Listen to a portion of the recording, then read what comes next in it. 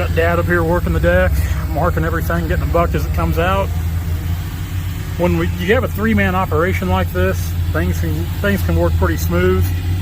What's really nice is days where Dad and I can kind of get a head start on the skidder, put trees on the ground, and then one of us can just cut and stay ahead and the other of us work the deck, because honestly, out of all the chores in logging, to me working the deck is probably the least fun. I hate bucking logs.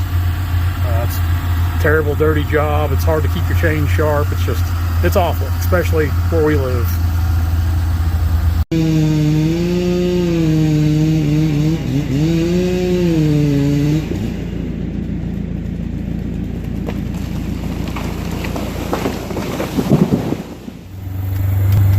Pretty awesome view on this job. It's better to get back here on the ridge where we got the deck and the skidder parked. See all the valley down through there. I think I stated before this was kind of a big farm, like 850, 860 acres. One big piece, one track, not broken up here. Dad's in front of me.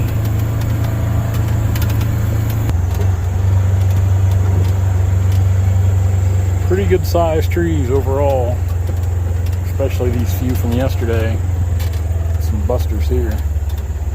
Anytime you're cutting walnuts running 700, 800, 900,000 foot of tree, you got some brutes.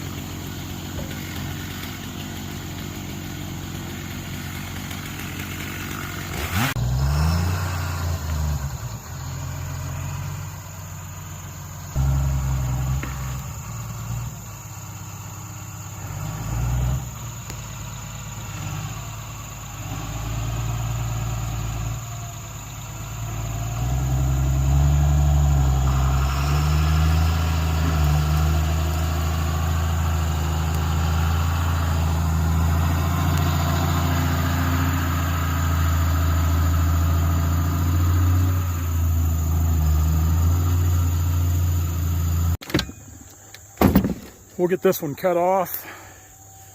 It was back up in the brush there, and I wanted Kenny to pull it out before I went to trimming on it, because as you guys know, I try to get everything marketable out of these trees I can. Sometimes it probably almost hurts me because I take a lot of time to really trim them up and get everything we can. Even out here in the timber, I try to round these logs up, clean them up, make them look good. That's just less work that's got to be done on the deck. And after they're dragged through the dirt and mud, it's a hard-on chain, especially in our part of the world where there's so much grit and sediment and sand in our soil. Anyway, there's still several trees right in here to cut. This one right down here. Kenny, I'll probably cut into that. Kenny needs to kind of push it back in the timber. That fence through there really isn't any count. It's down in so many places, but we still don't want to fall anything on the fence if we can keep from it.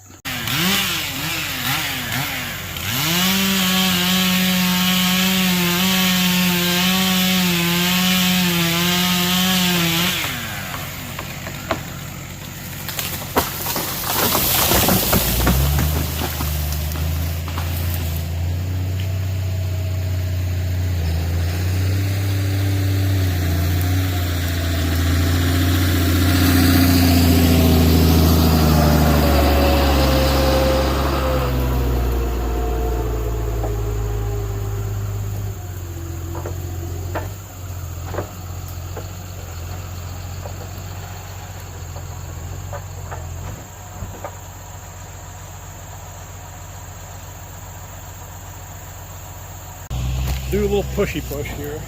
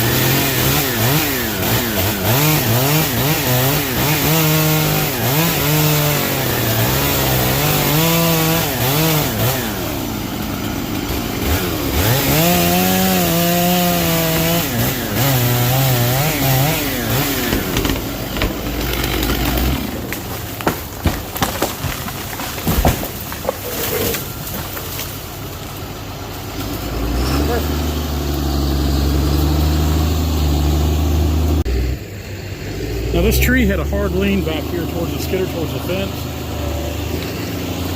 All I did was put a hinge in it, a small hinge, just to kind of hold it. That way Kenny could get behind it and push it. I even put a wedge over here just kind of help support it and keep it up. That went down really well.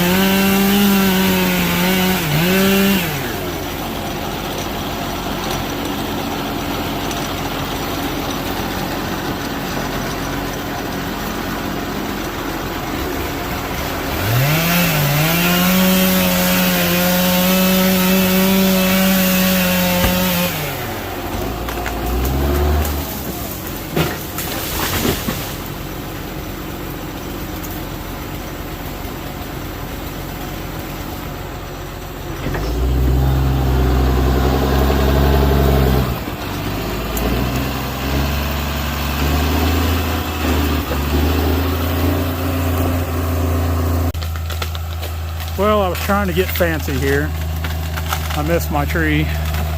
Shot a little to the right, much like my golf game and other such things. I'll just have Kenny go ahead and push that other walnut over because it's just barely hanging. I was hoping I could cut that one, knock it into that one, because like I said, this old fence is right here. There's a lot of fences on this place. That fence ain't really worth a count, but still, we don't like to hit them if we can keep from it.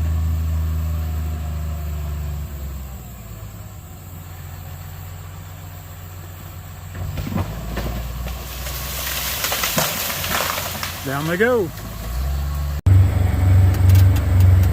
I just don't get the thrill of running a skidder like I used to, even though we're getting to the point in the operation where we're trying to upgrade a lot of stuff.